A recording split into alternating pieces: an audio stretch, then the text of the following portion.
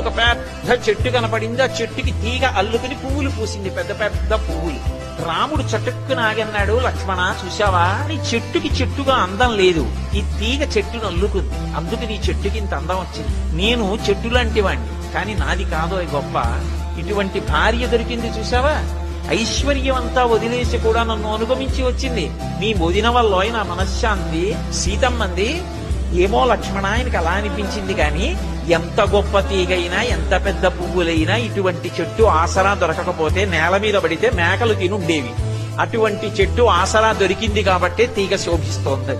అంటే సీతారాములు ఇద్దరూ కలిసి లక్ష్మణస్వామిని అడిగారు, లక్ష్మణ నిజంగా చెప్పు, చెట్టు వల్ల తీగ కందమా, తీగ వల్ల చెట్టు కందమా అన్నారు. నేనన్నాడు, చెట్టు వల్ల తీగకో తీగ వల్ల చెట్టుకో నాకు తెలియదు, కానీ అల్లుకున్నటువంటి తీగతో కలిసి ఉన్నటువంటి చెట్టు కింద విశ్రాంతి తీసుకునే అదృష్టం పొందిన బాటసారినైనా నా అదృష్టం.